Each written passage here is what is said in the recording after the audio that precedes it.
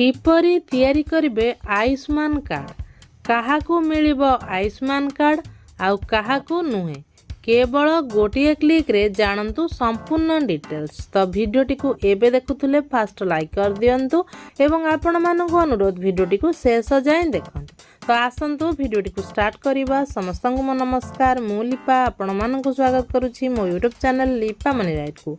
मागणा चिकित्सा देशर प्रत्येक नागरिकंक अधिकार, तेणु भारत सरकार जनसाधारण को मागणा चिकित्सा जोगाइबा पई आयुष्मान योजना आरंभ करिसेंती। एही योजना अधीन रे लोक माने एक आयुष्मान कार्ड पाई परिबे एवं एही सुविधार लाभ उठाई परिबे।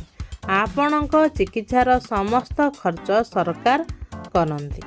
आयुष्मान कार्ड माध्यम रे चिकित्सा सुविधा प्रत्येक हॉस्पिटल रे उपलब्ध, ताहा बेसरकारी हेउ किंबा सरकारी, तेणु समस्ते यार लाभ पाई परिबे। तथापि अधिकांश लोक द्वंद्व अछंती जे किए आयुष्मान कार्ड पाई परिबो एवं किए पाई परिबो नाही। एही परि परिस्थिति रे आमे आपनको कहबू जे केवल गोटे क्लिक रे किए आयुष्मान कार्ड पाई परिबो ताहार किपरि जानि परिबे। तो आयुष्मान कार्ड पाइबा द्वारा लोक माने सरकार ठारू मागणा चिकित्सा पाई परिबे। तथापि एथिपई किछि योग्यतार मानदंड अछि जा पूरण करबाकू पड़िबो। जो मानकर नाम एसएससी 2011 तालिका रे अंतर्भुक्त किंबा जातीय स्वास्थ्य प्राधिकरण रेकर्ड रे योग्य विवेचित सेमान एही सुविधा पाई परिबे। एहा सहित जो माने असंगठित क्षेत्र रे काम करंती, गरीब श्रेणीर टिकस दियंती नाही, आर्थिक भाव रे असहाय, घर मालिक नुहंती, पीएफ पाई नाहंती किंबा ईएसआईसी सुविधा पाई नाहंती, सेमाने समस्त एही कार्ड पाई परिबे।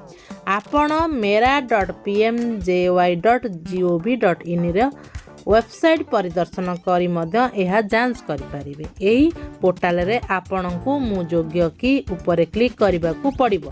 तापरे आपणकर मोबाइल नंबर प्रवेश करंतु, ओटीपी प्रवेश करंतु एवं एहाकू जांच करंतु। तापरे आपणकर राज्य एवं जिला परि आपणकर विवरणी पूरण करंतु। जदि आपणकर नाम तालिका रे देखा जाय तेबे आपण योग्य, नचेत आपण एही सुविधार लाभ उठाई परिबे नाही।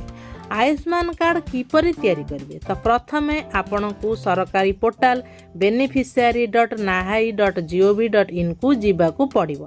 आपणक मोबाइल नंबर व्यवहार करी लॉगिन करंतु एवं ओटीपी दे जांच प्रक्रिया संपूर्ण करंतु। लॉगिन करिवा परे हिताधिकारी डैशबोर्ड खोलिबे, जेउठारे आपणकू आपणकर नाम, राज्य, जिला एवं आधार नंबर दे संधान करबाकू पड़िबो। आपणक परिवार सदस्यंक एक तालिका देखाजिबो। सेमानकर नाम पाखरे थिबा कार्य बटन उपरे क्लिक करंतु। आपणक आधार नंबर व्यवहार करी ओटीपी दे ईक्यूएसी प्रक्रिया संपूर्ण करंतु। एहा परे जदि आपणकर आधार जांच सफल हुए एवं मेल खाउथुवा स्कोर 80% हुए तेबे आयुष्मान कार्ड अनुमोदन कराजिबो। परवर्ती समय कैप्चर फोटो उपरे क्लिक करंतु एवं फोटो अपलोड करंतु। तापरे नूतन फॉर्म रे समस्त सूचना पूरण करंतु एवं एहाकू दाखल करंतु।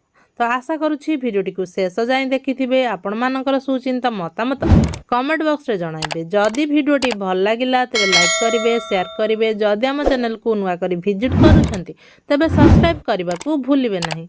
आगो को एही परि नुवा नुवा अपडेट जानिबा पई आम चैनल लिपा मनी राइट सहित जोड़ी रहिथांतु। समस्तंकु मो तरफरु आम चैनल तरफरु बहुत बहुत धन्यवाद।